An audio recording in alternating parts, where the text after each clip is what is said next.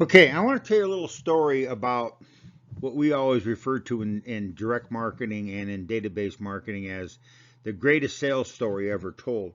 It is about a particular offer made by the Wall Street Journal.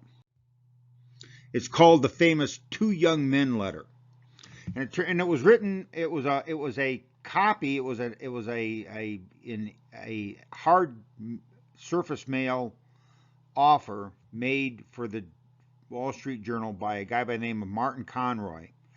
And he was a copywriter and a relatively successful copywriter, but he's most famous for this particular the Two Young Men letter.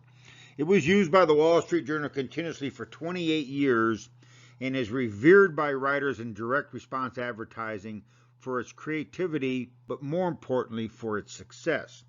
It was the longest running direct response letter ever used and has been called the most successful direct marketing advertisement ever run. Why is this letter so successful? Well, because it tells a compelling, relevant story and it sold subscriptions, millions of subscriptions. Sold over $2 billion worth of Wall Street subscriptions from 1975 to 2003. That's right, 42 billion in sales. And it was a control or winning offer for 28 years. Remember when we talked about testing, we talked about a control versus the newest competitor. It beat off all of the competitors for 28 straight years. So the first three paragraphs are brimming with the notion of optimism. It starts out with a good feeling story about two men who graduated together 25 years ago and are coming back to school for their reunion. Then you're hit with a down note. One man ended up being more successful in business than the other.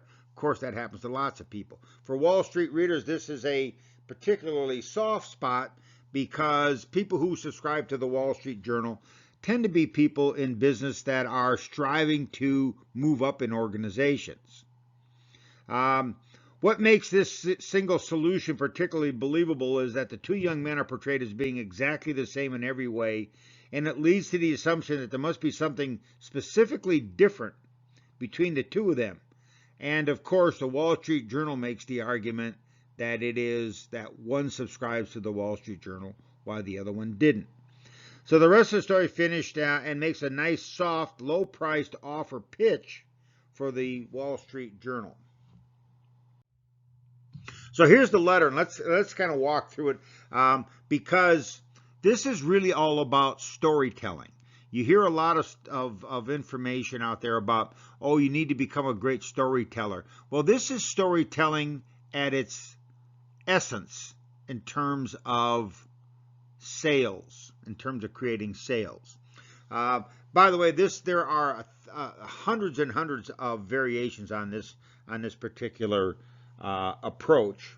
But let's walk through this, okay? So remember that this was something that they started to send out in the 60s and 70s and was successful all the way through 2003 or 4 when the Wall Street Journal decided to go in a slightly different direction.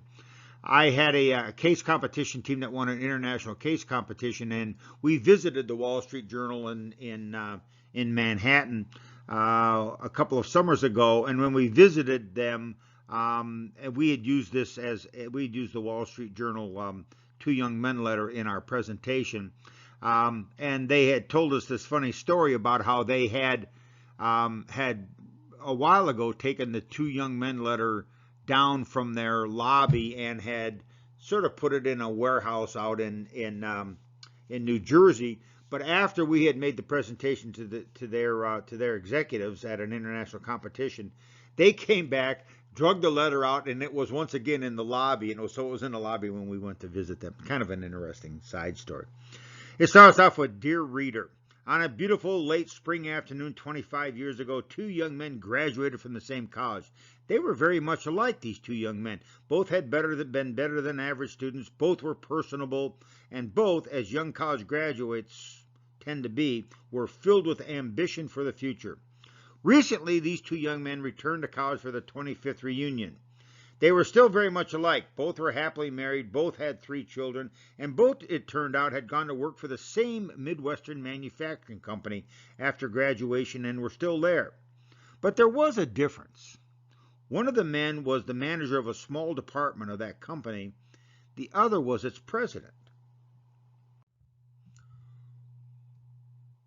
What made the difference? Well, have you ever wondered, as I have, what makes the difference in people's lives? It isn't native intelligence or talent or dedication. It isn't that one person wants to be successful more than others. The difference lies in what each person knows and how he or she makes use of that knowledge. And that's why I'm writing you, to people like you, about the Wall Street Journal. For that is the whole purpose of the Wall Street Journal, to give readers knowledge that they can use to be successful in business. Knowledge is power. Right now I am looking at page 1 of the Wall Street Journal, the best read front page in America. It combines all the important news of the day with in-depth feature reporting. Every phase of business is covered. I see articles on inflation, wholesale prices, car prices, COVID, the economy, the election, and other major developments in Washington and everywhere else. And there is page after page inside the journal filled with fascinating, significant information that's useful to you. The journal is also the best single source of news and statistics about your money. 3 of America's most influential and carefully read investment columns are in that newspaper. If you have never read the Wall Street Journal, you cannot imagine how useful it can be to you. And of course, now we have the digital edition, which makes it even easier for you to access the journal. And so now we're going to talk about how we can give you a money-saving subscription for the Wall Street Journal. So, if you feel as we do that this is a fair and reasonable proposition, then you will want to find out without delay if the Wall Street Journal can do for you what it is doing for millions of other readers. So please mail the enclosed offer card now, and we'll start serving you immediately with the Wall Street Journal. About those 2 young college classmates I mentioned at the beginning of this letter, well, they were graduated from the same college together. Together they started in the business world. So what made their lives different? Knowledge. Useful knowledge and its application. An investment in the Wall Street Journal is an investment in success. While I can't promise you the same success will be instantly yours if you start reading the Wall Street Journal, but I can guarantee you that you will be more knowledgeable and you will have a better opportunity to be successful. Now, this is actually a 1994 version of this, so even this version is now 26 years old. But you could certainly see how it could be updated for the modern business student. And many of you have subscriptions to the Wall Street Journal because the university has a situation where they can get you a subscription that is something around, I think, $4 a month for the digital version. So the key takeaways here. The key takeaways is really all about writing a compelling story that is not only a story, but is a sales story. That is, it is a story to persuade individuals to purchase a product. A lot of mass advertising and a lot of marketers now go through the whole notion of trying to create stories about their brand and about their products. But storytelling isn't the answer. It is compelling stories that sell products. That's crucial for database marketers and direct marketers.